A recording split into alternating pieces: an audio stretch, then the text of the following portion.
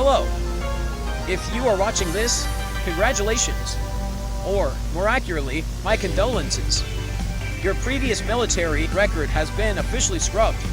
As far as the civilian world and the Department of Defense are concerned, you no longer exist. My name is Blake Morgan, and I will be your primary guide through this transition. Welcome to the containment of odd, ravenous, endangering entities. Yes, it's a mouthful, so we call it C.O.R.E.E. Most branches of the military fight wars for land, resource, or political ideology. We do not have that luxury. We fight for the survival of our species against things that defy the laws of physics, biology, and sometimes sanity. Our mandate is simple, broken down into 3 very strict phases. Phase 1, identify and track. If it bleeds, we can kill it. If it doesn't bleed, we figure out what makes it tick. You aren't just soldiers anymore. You are field researchers with high-caliber rifles. The moment an anomaly is detected, your first job is data collection. Is it biological, extra-dimensional? Does it feed on flesh, energy, or fear? You do not engage until you understand the threat, unless it engages first. Phase 2, containment over elimination. Notice the first word in our name is containment, not destruction. Our primary goal is to bring them back alive, or whatever passes for alive in their case. Our tech division provides standard-issued localized stasis fields and magnetic containment grids. If an entity is ravenous, it wants to consume. If it is endangering, it poses an active threat to the public. Your job is to box it up and put it in the dark where it belongs. Phase 3, lethal force, the last resort. Let's be realistic. Some things cannot be contained. If an entity breaches critical thresholds, or if your squad's survival is at stake, you execute Protocol Omega. Put it down by any means necessary. You will be outfitted with Class A kinetic armor and weaponry, specifically modified to disrupt anomalous cellular structures. But your most important weapon isn't in your holster. It's between your ears. You are going to see things that your brain will instinctively try to reject. You will see geometry that makes you sick. You will hear voices of loved ones coming from things that have no mouths. If you panic, you die. If you lose your cool, your team dies. The world sleeps soundly at night because they think the dark is empty. It isn't. But we are the wolves that hunt the things in the dark. Memorize your protocols, trust your squad, and never, ever look an entity directly in the eyes if your visor isn't polarized. Alright, now, that should be all of the technical and, main details of this job. Now, let's move on to the social aspects of this position. What you are seeing before you now is the C.O.R.E.E. facility. This is the main base of operation and a place where you and your comrades can socialize. The C.O.R.E.E. facility, for the most part, is very safe. If you're here, you shouldn't really have to worry about too much unless we do have a security breach, which is rare. Oh, looks like some evidence is rolling in. Let's take a close look and see what the boys found. It's a crying shame what happened to this kid. No one deserves death like this.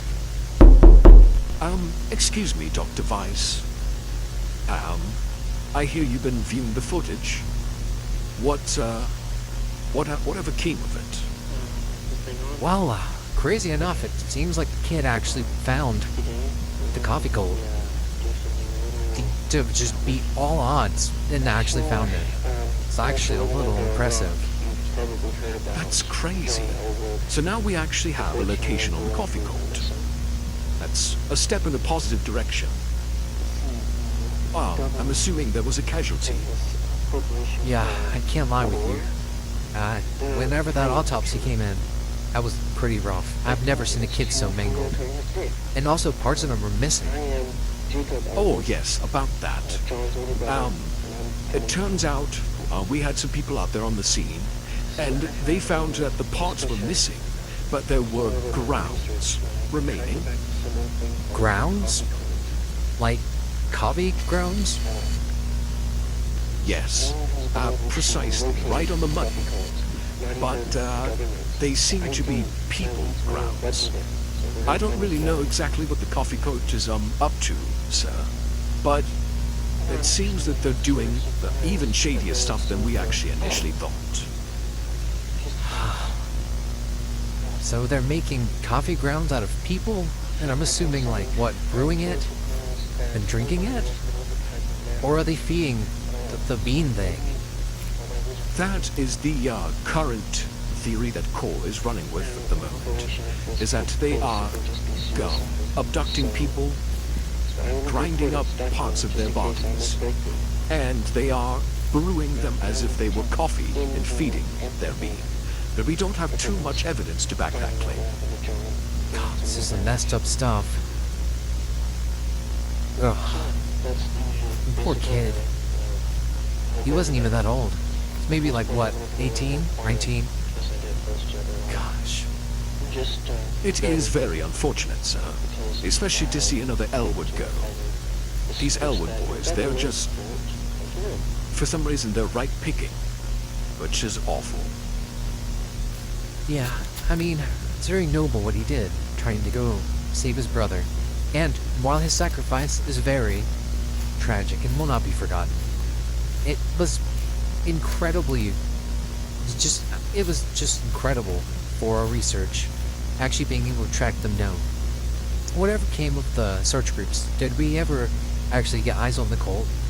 No, sir. I'm afraid that the cult has moved out and went somewhere else. After being spotted, I guess they just fled to preserve what they had going on, so they could be anywhere again. But we are able to search what remains of their old cult grounds, and we are finding evidence slowly over time.